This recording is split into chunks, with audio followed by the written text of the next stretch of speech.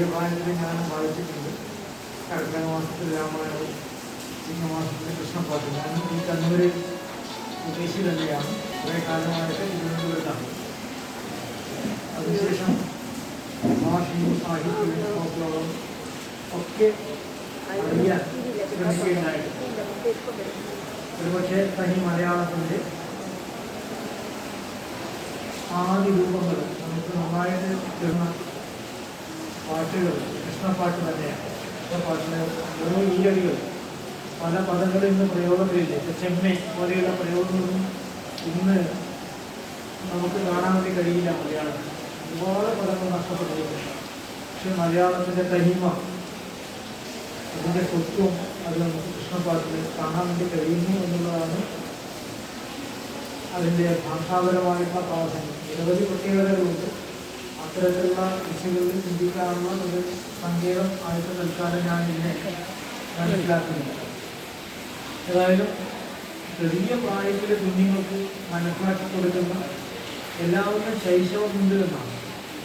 കണ്ണനെ നമ്മൾ കാണാൻ ആഗ്രഹിക്കുന്ന ശൈശവാവസ്ഥയുള്ള കണ്ണനായിട്ടാണ്. അതുകൊണ്ട് ശൈശവത്തിന് ഏറ്റവും പെട്ടെന്ന് ഉൾക്കൊള്ളാൻ വേണ്ടി പറ്റുന്ന ഒരു ഈണം, ആ ഒരു ഈണത്തിലാണ് അതാണ് രചിക്കപ്പെട്ടത് എന്നുള്ളത് വളരെ പ്രാധാന്യം ഉള്ളൊരു കാര്യമാണ്. സംസ്കാരം, ഭക്തി, ആചാരങ്ങൾ എല്ലാം ശൈശവത്തിലെ പരിശീലിപ്പിക്കുന്ന ഒരു മട്ടാണ്. ആ ഒരു താരാട്ടിൻ്റെ മട്ടാണ് ഇതിൻ്റെ അങ്ങോളം ഇങ്ങോളമുള്ള ഒരു ശൈലിയായിട്ട് നമുക്ക് കേൾക്കാൻ വേണ്ടിയിട്ടുള്ളത്. ഭക്തി തന്നെയാണ്. സാമ്പത്തികമായിട്ട് നമ്മുടെ ഭാഗവത സപ്താഹ യജ്ഞങ്ങൾക്ക് പ്രാധാന്യം കൊടുത്തുകൊണ്ട് വലിയ കാര്യമാണ്, നല്ല കാര്യമാണ്. പക്ഷേ കൃഷ്ണപ്പാട്ടിന് വേണ്ടത്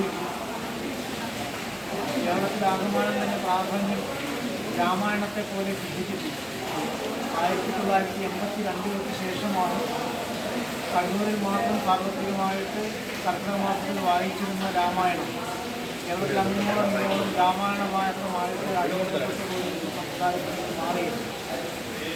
കൃഷ്ണപ്പാട്ടിനും ഇത്തരത്തിൽ കേരളം മുഴുവൻ അംഗീകരിക്കുന്ന ചിങ്ങമാസം മുഴുവൻ കൃഷ്ണപ്പാട്ടിൻ്റെ മാസമായിട്ട് അംഗീകരിക്കുന്ന ഒരു സമയം സംജാതമാകും എന്നുള്ളത് സംശയമൊന്നും വേണ്ട. അതിനെ ഭഗവാൻ അനുഗ്രഹിക്കുന്നു. കാരണം അതിനത്രയും പ്രാധാന്യമുണ്ട്. മറ്റൊരു കാര്യം ഭക്തിയെ കേന്ദ്രീകരിച്ചുകൊണ്ട് തന്നെയാണ് ഭാഗവതമാണ് നമ്മൾ കേട്ടിരിക്കുന്നത്.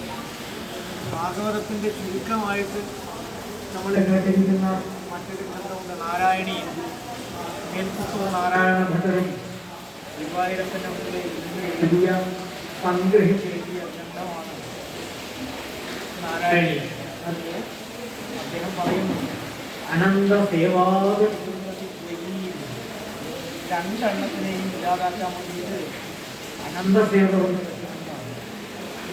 അതെന്തായാലും ശ്രുതികള് സ്മൃതികള് ഇവരിലൊക്കെ പറയപ്പെട്ട വ്രതം തുടങ്ങിയവയിൽ ഇപ്പോൾ വിനായക ചതുർത്ഥിയുടെ വ്രതമുണ്ട്.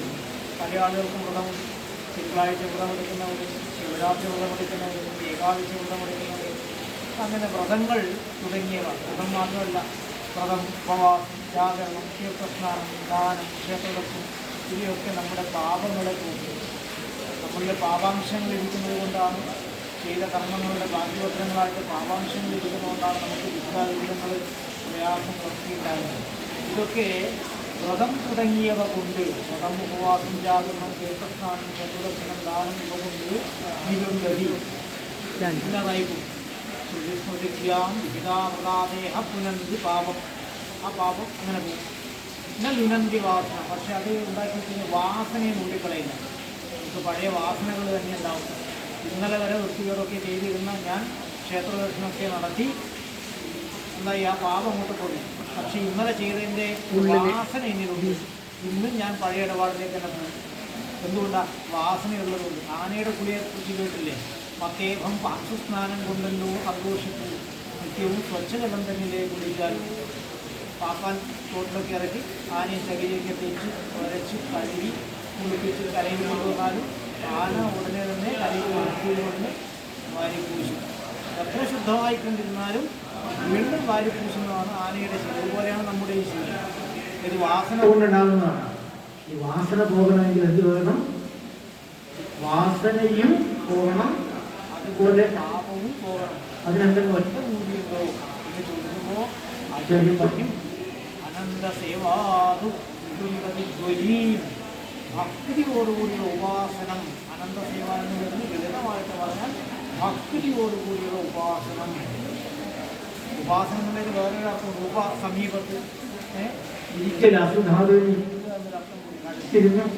ഈ ഒരു കാര്യം ചെയ്യുന്നതിന് ഉപാസനം എന്ന് പറയാം. നിങ്ങളിപ്പോൾ ചെയ്തുകൊണ്ടിരിക്കുന്ന ഉപാസനമാണ്. ഇതുപോലെ എല്ലാ ഭക്തജനങ്ങളും ചെയ്തുകൊണ്ടിരിക്കുന്ന ഉപാസനമാണ്.